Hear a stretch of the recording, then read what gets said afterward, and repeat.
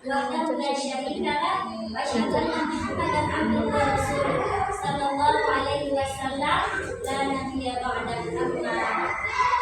Puji dan syukur marilah kita ucapkan kehadirat Allah Subhanahu wa taala yang telah memberikan kita nikmat iman dan nikmat kesehatan sehingga kita masih bisa hadir dan berkumpul di ruangan yang sama-sama kita cintai.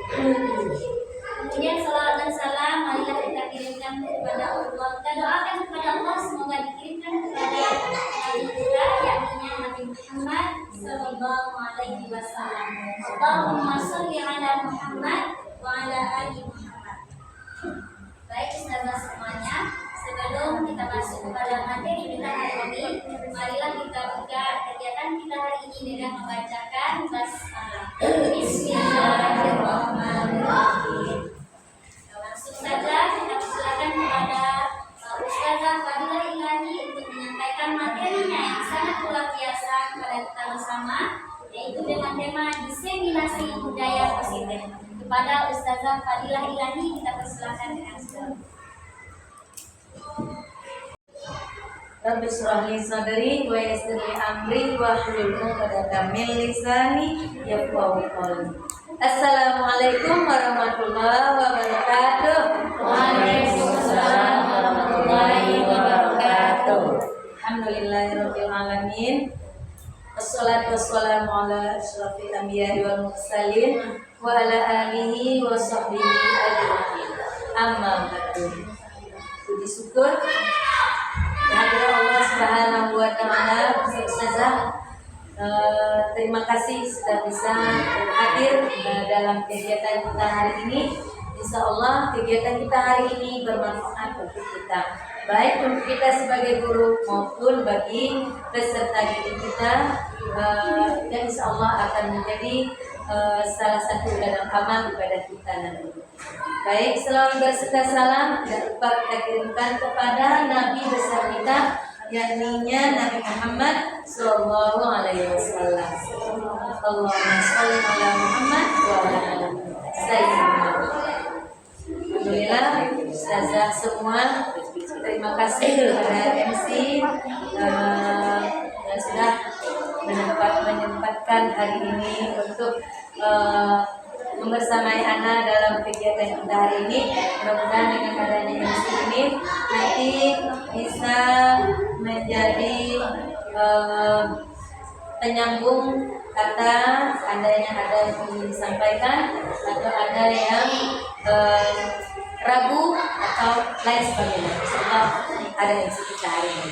Baik Ustazah, Ana Fadilah Ilahi SPDI, calon guru penggerak, insyaallah akan menyampaikan ilmu yang Ana dapat di guru penggerak. Jika Ana sampaikan ke Ustazah, insyaallah itu juga suatu ilmu yang akan Ustazah dapatkan juga dan bisa kita terapkan kepada peserta didik kita di kelas. Baik Ustazah, kita lanjut. Ana SMP angkatan 11. Kemudian ini fasilitator Ana Bapak Safriza, kemudian ada Ibu PP Ana, Rakit Pengajar Putina Marlina Yulina, dan Ana sendiri Fadilah Ilahi sebagai calon guru penggerak. Baik, Ustazah, kita lanjut saja mungkin sedikit tentang sebelum kita masuk materi ini. Ana ingin tahu dulu siapa dari kita Ustazah yang mempunyai semangat yang kuat dalam mendidik anak kita atau terhadap sesuatu yang kita pengen. Ana ingin kita semua angkat tangan. Ya, kita angkat tangan kanannya Ustazah semua. Coba kita bayangkan di dalam tangan kita ini ada sesuatu keinginan yang kuat yang ingin anak kita, yang ingin anak capai. Coba, anak kasih waktu 5 menit, 2 menit saja untuk memikirkan sesuatu yang ada di tangan, dan itu harus anak jaga dan anak wujudkan.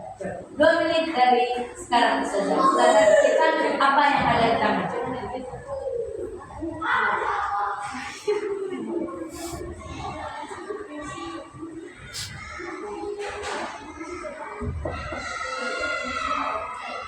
Baik Ustazah.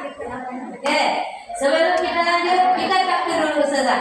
Takbir 2 kali. Allahu Akbar, Allahu Akbar. Belum semangat, takbir 2 kali. Allahu Akbar, Allahu Akbar. Iya Ustazah, terima kasih. Coba kamu bertanya sama Zahana. Tadi apa yang ada di genggamannya Zahana? Menjadi guru yang baik dan membuat anak-anak ini bisa mencapai cita-cita ini. Tepuk santiang untuk Zahana dulu ayo. Tepuk santiang. Ampun suwo, ampun tidak, duo ampun santiang. Oke, terima kasih Zahana, benar-benar guru yang hebat ya. Yang ada di tangan Zahana itu anak ingin menjadi guru yang baik. Siapa yang bercita-cita ingin menjadi guru yang baik, insya Allah sudah dapat pahala dan akan mengalir bagaimana cara-caranya. Insya Allah Anda sedikit akan menyampaikan nanti bagaimana cara menjadi guru yang baik. Ya Zahana, terima kasih partisipasinya Zahana. Siapa lagi ya? Satu lagi Ustazah Sofi. Apa yang ada di genggamannya tadi Ustazah Sofi?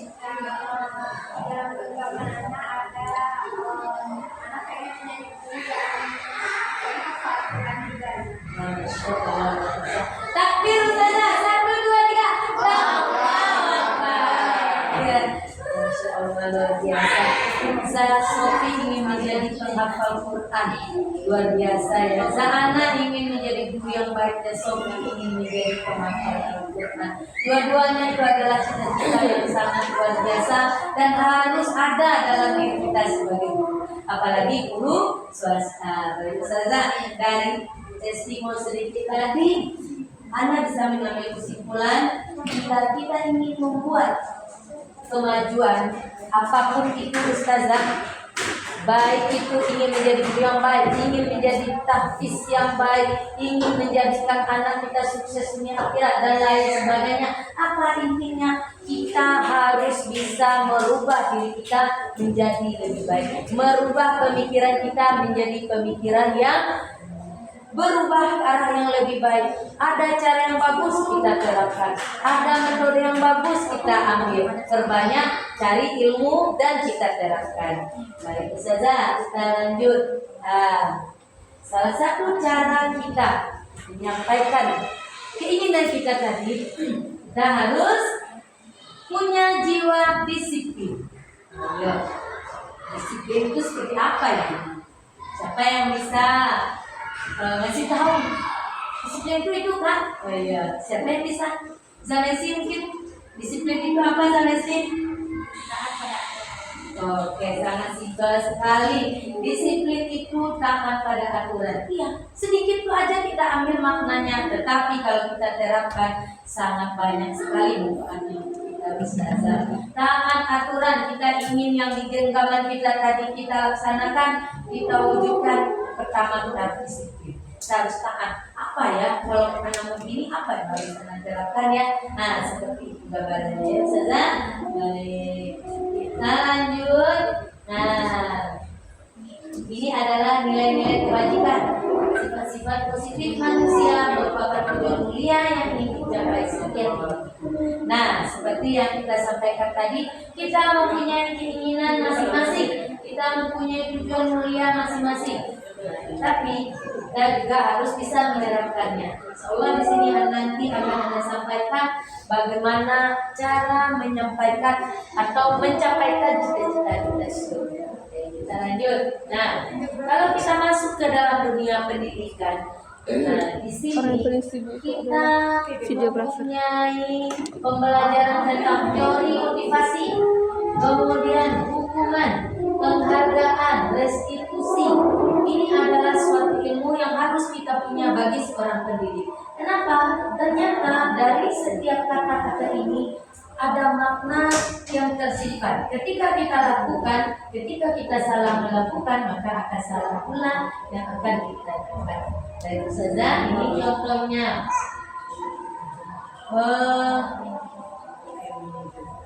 teori motivasi.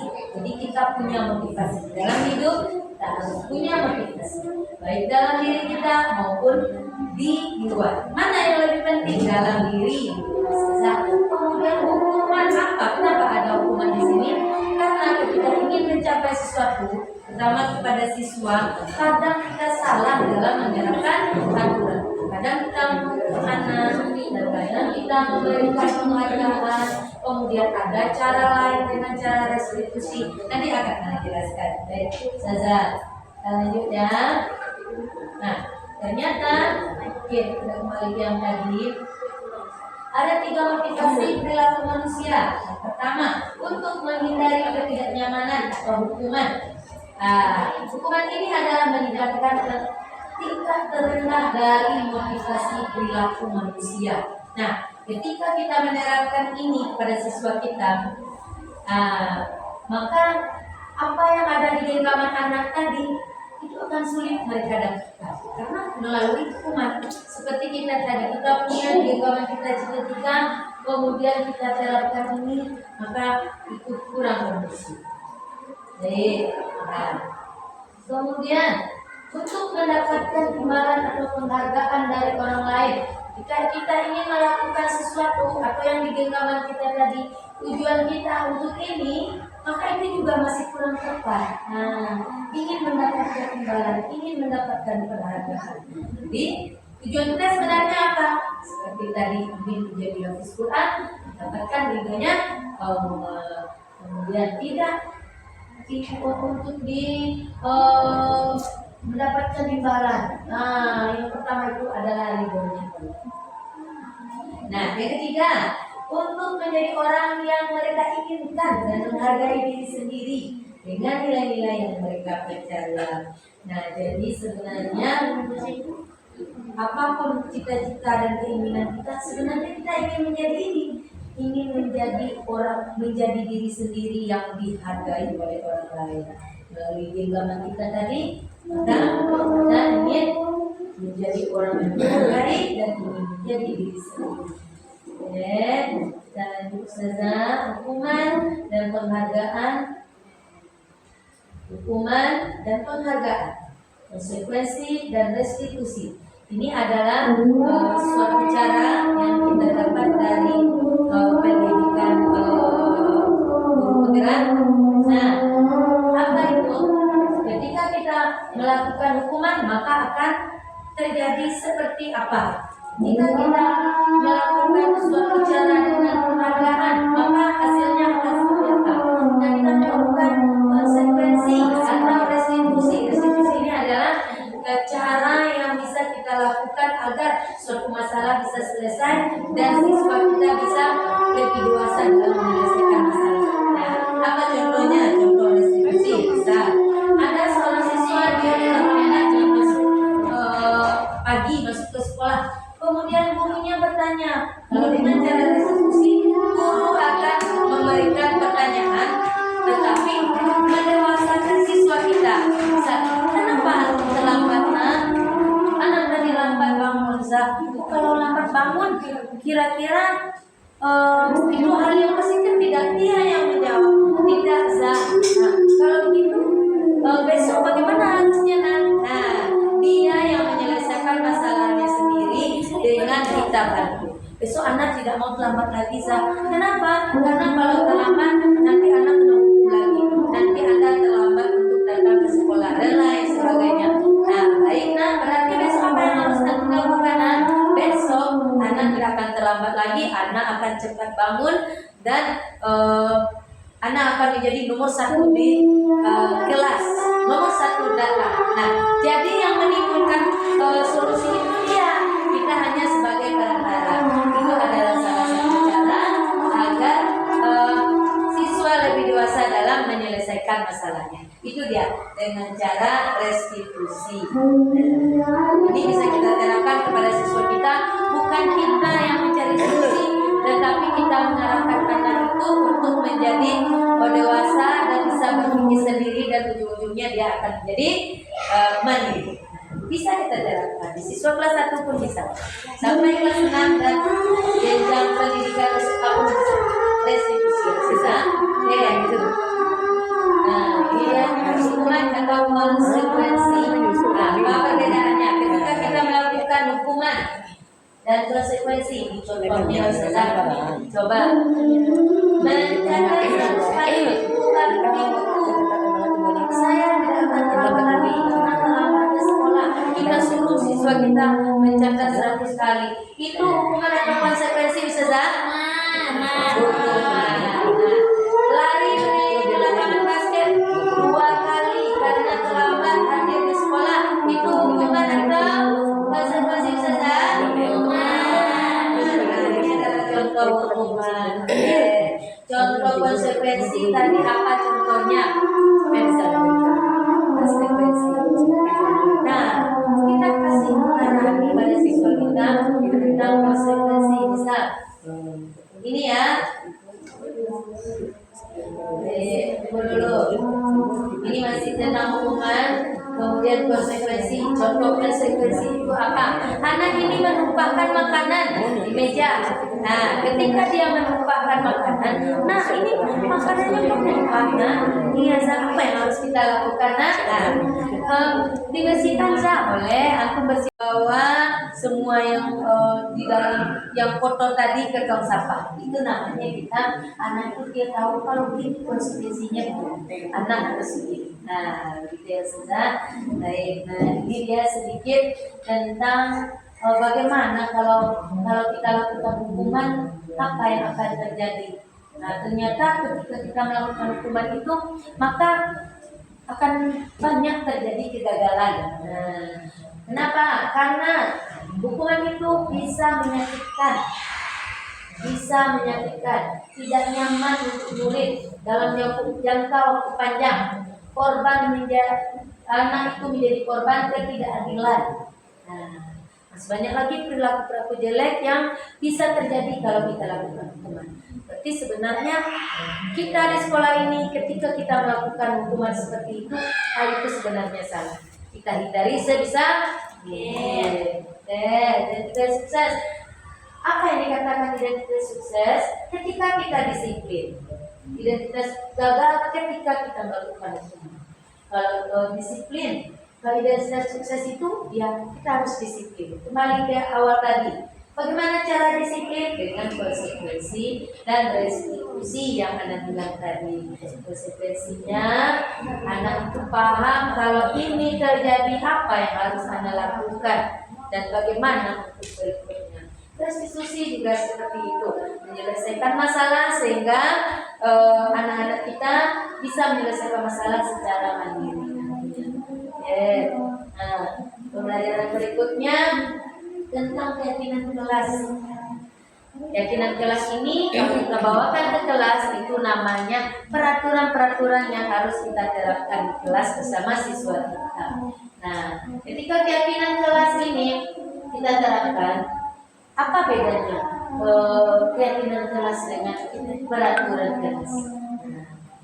Kalau keyakinan kelas itu bukan kita guru saja yang membuat, tetapi kita bersama dengan siswa membuatnya. Nah, kalau peraturan kelas itu kita aja sendiri. Nah, aturan kita ini ada yang pertama tidak boleh keluar jam sekian, yang kedua keluar jam istirahat cuma berdua dan lain sebagainya. Kita hanya menjelaskan saja dan anak menerima apa yang disampaikan oleh guru. Nah, baru saja kita tepuk semangat dulu lah, kayaknya udah semangat, kurang semangat ya Zah. Kita tepuk semangat dulu. Tepuk semangat. Semangat.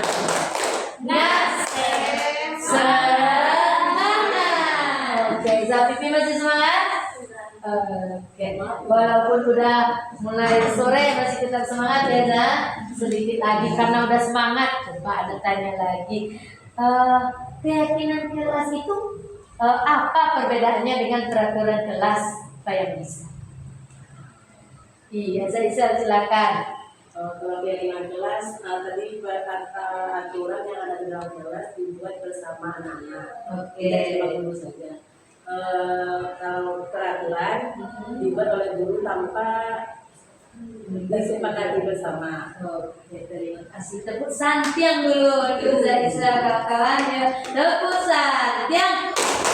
Ambo suwoke, ambo kida, duo ambo santiang. Terima kasih Zaisa, ternyata Zaisa masih semangat dan teman-teman masih semangat juga, buktinya apa yang Ana tanya bisa ya. Jadi keyakinan kelas itu yang kita buat bersama, peraturan yang kita buat bersama siswa kita. Jadi kita saling berkolaborasi dengan anak. Kayak gini gimana nak? Boleh Za? Jadi kita ada saling. Kalau dia peraturan jelas, itu hanya kita sendiri. Apa kata kita aja, anak tinggal ikut, kadang anak dia nggak mau. Kalau kita yang ini, oh iyalah, oh kata saya begitu. Nah jadi yang bagusnya itu adalah kata-kata keyakinan kelas. Kita ubah peraturan kelas menjadi keyakinan kelas. Nah itu berbeda. Nah, ini dia contoh-contoh keyakinan kelas. Saya yakin kita sebagai guru banyak sekali contoh-contoh keyakinan kelas yang sudah kita buat bersama siswa kita. Coba siapa ya? Afifi mungkin beri contoh satu tentang keyakinan kelas, aturan yang dibuat bersama anak di kelas.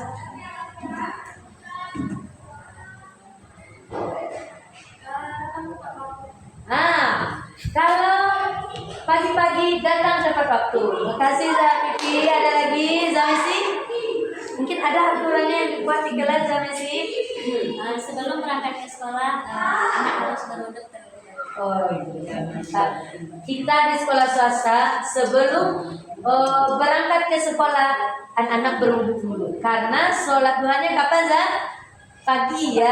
Oke, mungkin satu lagi Zahana. Mungkin bisa beri contoh satu lagi Zahana tentang peraturan atau keyakinan kelas yang dibuat bersama anak di kelas. Ketika ada keperluan yang luar kelas, izin dulu kepada ustazah yang di dalam.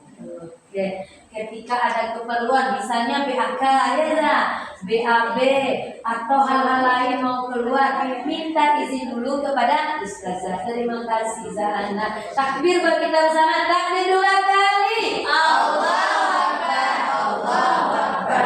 Oke, alhamdulillah. Terima kasih. Berarti sampai di sini seolah kita ngerti ya, ustazah. Lanjut. Nah, ini masih contoh. Oke. Lanjut. Nah, contoh juga. Nah, ini juga contoh. Ada beberapa contoh anak buat. Ini contoh keyakinan kelas 1. Tadi dicontohkan oleh Zahana 1 ya. Oke, kita lanjut. Ini contoh keyakinan kelas 5 sudah diwakilkan tadi oleh Zafifi. Oke. Nah, keyakinan kelas. Nah, ini ada kata-kata baru juga mungkin buat kita Ustazah. Ana sebagai CGP juga pas melihat ini, oh ini ada kata-kata baru. Kata-kata barunya tidak tampak seperti. Buat Ana pun hal yang baru Ustazah. Tetapi ketika kita memahami ini, oh ini maksudnya. Contohnya, tidak tampak seperti, tidak menjalankan ibadah, bersikap sombong dan acuh, datang terlambat. Kira-kira apa perbedaannya ya? Tampak seperti, beribadah tepat waktu, menyapa dan mengucapkan salam, datang tepat waktu, berdoa sebelum belajar. Nah, ini bentuk-bentuk kegiatan yang tampak dan tidak tampak. Kira-kira itu apa maksudnya ya, Zah? Oke, kita lanjut dulu sedikit. Nah, kita masuk sini dulu, nanti kita kaitkan ke sana. Oke. Keyakinan kelas tadi, setiap anggota kelas melakukan tugasnya. Ada pula kata-kata terdengar, terlihat, berperilaku. Nah, kalau terdengar ini berarti kita sering mendengarkan apa? Nah, itu ya Ustazah. Jelas kita sering mendengarkan apa? Mungkin ada kata-kata ucapan salam, kemudian izin, kemudian kata keimanan, kata maaf, kemudian boleh saya bantu dan lain sebagainya. Nah, ini terlihat menghargai pendapat orang lain seperti kita sekarang ini. Ketika teman lagi berbicara, maka kita mendengarkan. Ketika ada ustazah yang lain berpendapat, kita menghargai. Perilaku itu yang nampak. Umumnya yang nampak, misal kita tersenyum, kemudian berjabat tangan, berpenampilan menarik, itu perilaku akan nampak ke keseharian. Ustazah, kita lanjut. Keyakinan kelas. Ini berkaitan dengan tugas kita. Ternyata ada yang sebenarnya itu bukan tugas kita sebagai guru, tapi kita yang mengerjakannya. Ada yang sebenarnya itu adalah tugas murid, kita juga yang mengerjakannya. Nah, jadi dengan adanya kotak-kotak seperti ini yang dijelaskan di pembelajaran CGP, kita jadi tahu ternyata tugas murid itu sebenarnya apa. Ternyata tugasnya cuma membimbing, memberikan rasa aman, dan jadi contoh, menyampaikan materi, memberi pelajaran. Tugas murid apa? Menuntut ilmu, memberikan semangat, menjaga tugas, menjalankan aturan, dan menggali dan mengembangkan potensi. Baik, nah, ini dia. Ada juga yang bukan tugas guru, bukan tugas murid. Jadi tugas guru ini ternyata berkata kosong, kepada kodok itu bukan tugas guru, ya. Tugas murid juga bukan tugas murid, berkata kodok. Baik, kita lanjut. Sedikit kebutuhan dasar manusia dan dunia berkualitas. Ada 5 kebutuhan dasar manusia. Kita sebagai manusia mempunyai 5 kebutuhan dasar. Ini dia kebutuhan bertahan hidup. Mungkin minta tolong ke Karin bacakan 5 kebutuhan manusia, kebutuhan hidup kita. Karin. Kebutuhan dasar manusia yang pertama kebutuhan bertahan hidup, kedua kasih sayang dan rasa diterima, yaitu kebutuhan untuk diterima, yang ketiga penguasaan, kebutuhan pengakuan atas kemampuan, yang keempat kebebasan, yaitu kebutuhan akan pilihan, yang kelima kesenangan, yaitu kebutuhan untuk merasa senang. Ya, terima kasih Zakarin. Itu dia 5 kebutuhan kita. Ketika 5 kebutuhan ini tidak terpenuhi, terutama kepada siswa kita, maka anak-anak kita tidak akan nyaman di kelas. Oke. Nah, ini dia ya, apa contohnya? Misalnya sebelum pagi anak kita tidak sarapan dulu pagi, maka kebutuhan dasarnya berarti tidak terpenuhi dari Oke. Lanjut yang Ustazah. Menghukum. Nah, sebaliknya membuat rasa bersalah, menjadi teman. Nah, ini dia ya, sebagai pemantau, sebagai manajer. Nah, ini adalah peran kita, kelima kontrol kita sebagai guru. Kita harusnya sebagai apa? Yang bagus itu adalah kita sebagai manajer. Apa itu sebagai manajer? Posisi di mana guru berbuat sesuatu bersama dengan murid, mempersilahkan murid untuk mempertanggungjawabkan jawabannya. Murid akan dapat menemukan solusi atas permasalahannya sendiri. Jadi kita yang membantu, dia yang menyelesaikan, di dalamnya sudah termasuk dalam pemantauan. Semua kontrol yang baik masuk ke dalam. Ini dia yang saya contohkan tadi, penerapan segitiga restitusi. Saya contohkan tadi tentang anak yang terlambat. Ketika dia terlambat, maka kita bantu anak itu menyelesaikan masalahnya sendiri. Dia yang menyelesaikan, jadi dia jadi mandiri ke depannya dan dia tahu apa masalahnya. Bagaimana cara menyelesaikan. Ini dia ya, cara segitiga restitusi itu. Yang pertama, validasi tindakan yang menstabilkan identitas, validasi tindakan yang salah, dan yang terakhir menanyakan keyakinan. Nah, ini tadi sudah Anda sampaikan saja. Ini dia contohnya yang jelas. Nah, itu saja. Jadi Anda dapat mengambil kesimpulan sedikit tentang pembelajaran yang ada di CGP ini, bahwa dalam memberikan pembelajaran kepada siswa kita, maka kita harus mempunyai trik-trik atau cara bagaimana cara menyampaikan kepada siswa, bagaimana kontrol kita, kemudian apa saja yang boleh kita lakukan ke anak-anak kita, apa saja yang tidak boleh. Itu dijelaskan dan sudah dijelaskan dengan contoh-contoh. Nah, mungkin itu aja Ustazah. Sebelum anak akhiri, kita kembalikan kepada MC. Mungkin ada yang bertanya, kita persilahkan. Oke, kembalikan ke MC. Yang bertanya. Baik, Ustazah semuanya, itulah paparan materi dari Ustazah pada hari kami. Pada Ustazah yang ingin bertanya, yang pada saat Baiklah, Ustazah. Jadi materi yang diberikan oleh Ustazah pada hari ini tadi banyak sekali ilmu yang kita terima ya, Zah. Nah, jadi dari ilmu tersebut, jadi ada pertanyaan dari anak. Bagaimana cara kita melakukan pendekatan dalam penerapan segitiga restitusi ini? Jika peserta didik ini tidak mau dibawa bicara dengan tenang. Ya. Nah, lanjut satu pertanyaan lagi. Ya, silakan satu pertanyaan lagi Ustazah.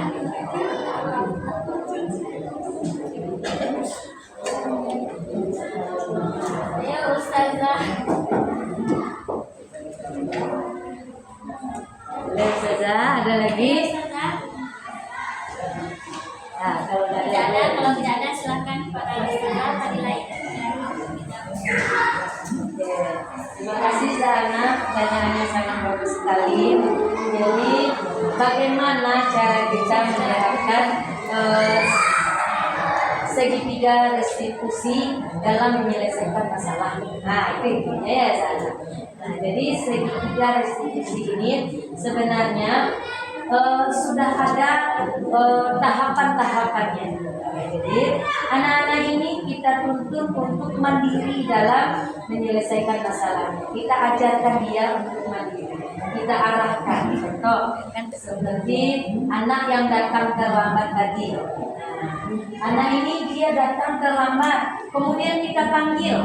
Nah, kita tanya, kenapa antum terlambat?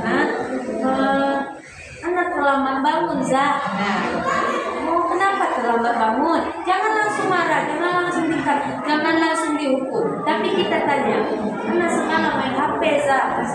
Main HP sampai larut malam, Zah. Oh, kira-kira main HP sampai larut malam itu kegiatannya bagus gak? Hal positifnya bagus gak? Nah, dia akan mikir kita yang mengarahkan dia. Tidak usah bagus. Apa misalnya kalau kita larut malam tidur dan sambil main HP lagi misalnya? Apa ya Zah? Bisa jadi anak terlambat bangun pagi. Bisa jadi anak kalau main HP terus mata anak karena rusak. Dia sendiri yang mencari ininya. Nah, setelah itu baru kita jelaskan. Oh, kalau itu masalahnya nak, berarti harusnya aku bagaimana? Nah, kita pula yang menanya. Harusnya aku bagaimana? Pastinya nggak main HP ya, Zah. Kalau malam-malam, anak harus cepat tidur. Kenapa aku harus cepat tidur? Karena kalau anak lambat kalau tidur, anak jadi terlambat nih kayak sekarang, Zah. Nah, antum tahu kan akibatnya? Nah, itu besok apa yang harus antum lakukan? Jadi kita mengarahkan anak itu sampai akhirnya dia mengenai solusinya. Nah, jadi besok anak kamu terlambat lagi, anak mau tidur cepat dan mau terlambat lagi. Nah, jadi janji sama Ustazah besok ya untuk tidak terlambat lagi. Iya Zah, besok anak teman-teman langsung ajak apa yang harus aku lakukan. Anak bilang sama bunda anak kali ya Zah, besok datang terlambat biar dibangunkan pagi. Dia yang nyari solusi. Mungkin itu yang segitiga restitusi. Ketika itu belum berhasil, kita konsisten melakukan itu terus sampai anak itu akhirnya menyadari apa yang dia ucapkan itu benar, apa yang dia ucapkan itu jadi memang seperti itu dan dia menyadari. Nah, mungkin itu kali jawaban dari anak.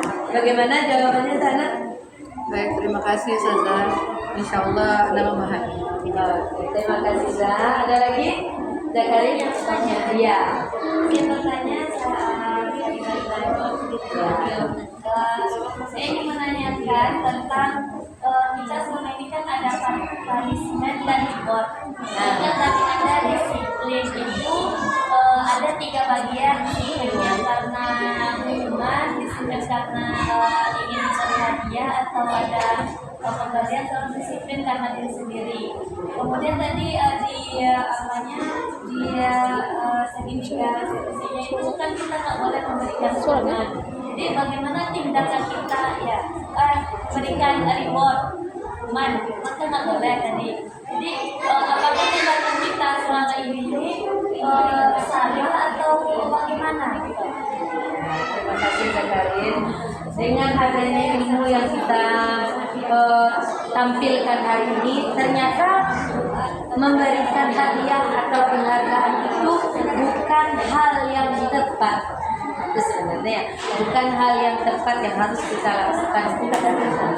Ketika kita memberikan reward kepada anak, maka nanti ada nilai negatifnya terhadap anak.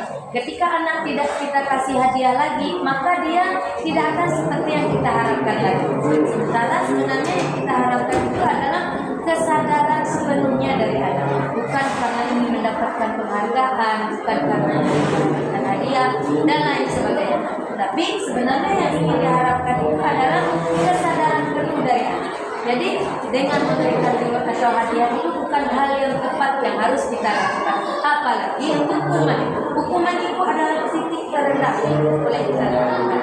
Nah, apa yang harus kita lakukan? Seperti tadi melakukan segitiga restitusi, kemudian memenuhi 5 kebutuhan pokok siswa tadi, dengan sambil memberikan nasihat-nasihat setiap saat sehingga muncullah kesadaran. Tanpa adanya penghargaan, tanpa adanya hadiah, tanpa adanya hukuman, tapi timbul kesadaran penuh dari anak untuk melakukan hal-hal positif yang harusnya kita lakukan. Itulah tugas kita sebagai guru. Nah, itu jawabannya Zakaria. Terima kasih atas jawabannya. Mungkin itu saja, kita kembalikan kepada Anda.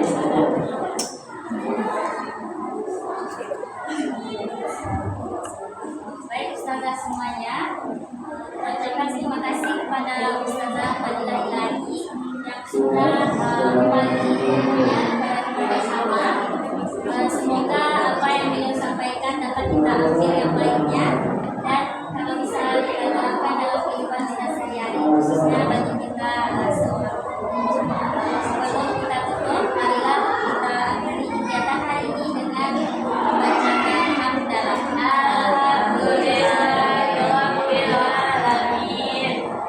Sebagai doa acara, apabila ada kesalahan. Terima kasih atas perhatian. Billahi taufiq wal hidayah. Assalamualaikum warahmatullahi wabarakatuh. Waalaikumsalam warahmatullahi wabarakatuh. Takbir 2 kali Ustazah. Alhamdulillah. Terima kasih Ustazah.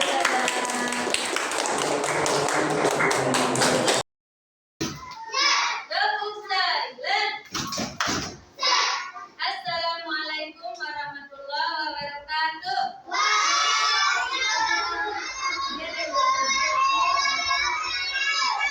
Baik anak Ustazah, hari ini kita akan membuat keyakinan kelas atau aturan-aturan yang ada di kelas kita.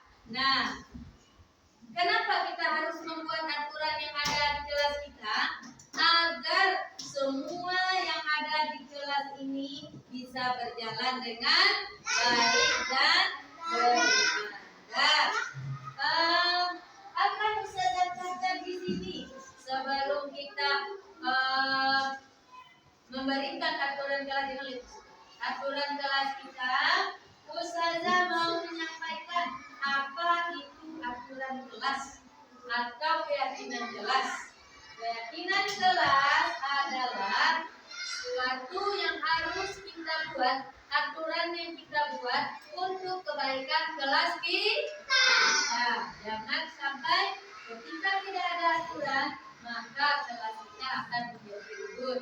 Baik anak Ustazah, siapa yang bisa memberikan aturan kelas kita? Angkat tangan yang bisa memberikan contoh aturan kelas kita. Nah, ada tidak boleh bermain fisik. Tidak boleh main fisik. Pintar. Siapa lagi yang bisa?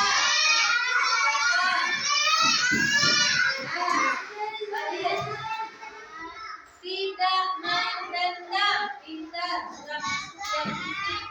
Yang lain. Siapa yang bisa? Nando. Tidak buang sampah sembarangan. Pintar. Yang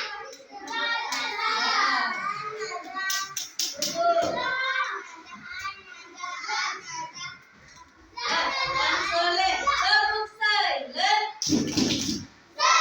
Siapa lagi yang bisa? Hanum. Apa contoh aturan di kelas kita? Nah,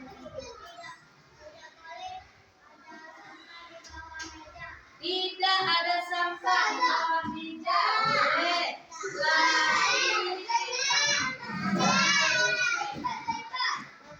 Enam. Tidak boleh berkata kotor. Tidak.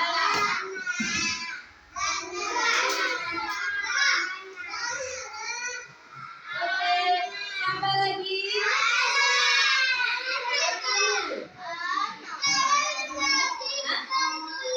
Snack harus habis. Pintar.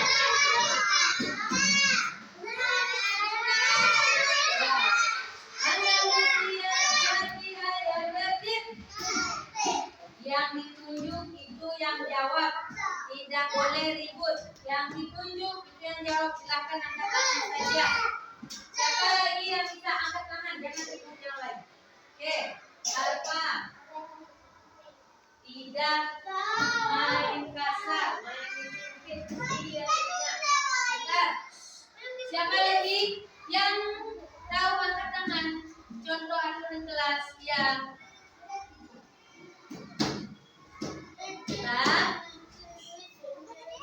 Arsi. Makan tidak boleh berdiri. Hebat. Duduk. Makan sopan. Tidak boleh berdiri. Ada lagi? Apa aturan kelas kita? Aman? Ya, tidak boleh main fisik. Sudah ini. Main edu dan lain sebagainya. Semua yang berhubungan dengan fisik. Ya, ada lagi? Jangan. Tidak boleh makan minum berdiri. Ini dia berdirinya dia. Ada lagi aturan kelas yang lagi kita buat atau keyakinan kelas. Tidak melawan atau patuh sama ustazah.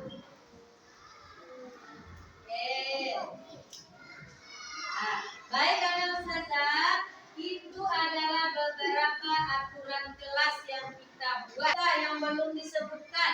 Yang pertama, tidak boleh main fisik. Yang kedua, tidak buang sampah sembarangan. Yang ketiga, laci bersihkan. Tunggu dulu. Yang keempat, tidak boleh kotor di dalam kelas. Kalau ada snack dihabiskan. Makan dan minum dengan sopan, penuh patuh sama ustazah. Baik anak ustazah, terima kasih sudah berpartisipasi dalam membuat keyakinan kelas kita. Nah, baik. Sebelum ustazah sampaikan ulang, coba kita dulu. Tepuk silent. Tepuk silent. Tepuk semangat. Semangat. Semangat. Semangat. Saya jelaskan sedikit keyakinan kelas kita yang kita sepakati bersama. Yang pertama,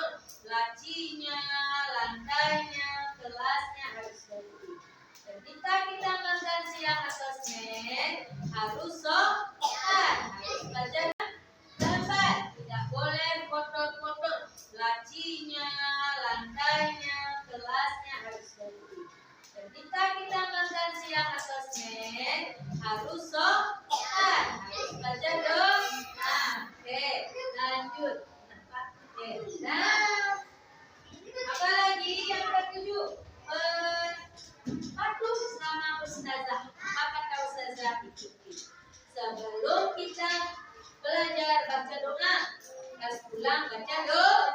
Nah, terakhir ketika pulang silakan pakai lagi kaos kaki pelajaran kita.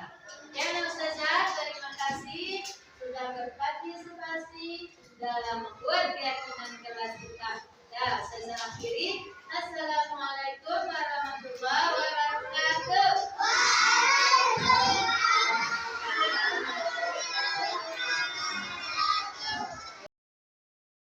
Bismillahirrahmanirrahim. Assalamualaikum warahmatullahi wabarakatuh. Baik, Ana Kepala Sekolah SDIT Mutiara Hati Excellent ingin menyampaikan beberapa hal tentang destinasi yang sudah disampaikan Ustazah Fadilah Ilahi ya.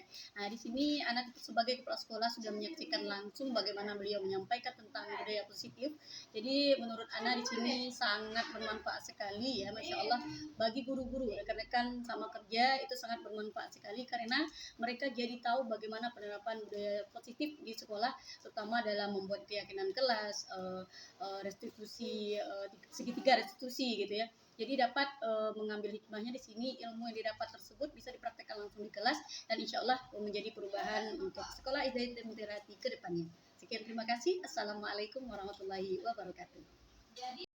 Assalamualaikum warahmatullahi wabarakatuh. Perkenalkan, Ana Ustazah Karin, Ustazah di kelas 1, di mana tadi Ustazah Ipan menyampaikan materi tentang diseminasi positif, di mana ini merupakan suatu ilmu yang sangat bermanfaat, terutama bagi saya sebagai pendidik baru yang turun sebagai seorang guru, di mana ini mengajarkan bagaimana Ana bisa memposisikan diri sebagai manajer, bukan sebagai penghukum atau yang lainnya. Jadi bisa menyelesaikan masalah anak sehingga anak ini tidak menjadi pribadi yang takut maupun menyalahkan diri sendiri. Dan ini sangat bermanfaat bagi anak sebagai pengembangan diri sebagai seorang pendidik ke depannya. Terima kasih. Assalamualaikum warahmatullahi wabarakatuh. Assalamualaikum warahmatullahi wabarakatuh. Ana sangat senang dengan aturan kelas yang dibuat oleh Ustazah Ipan bersama kami di kelas.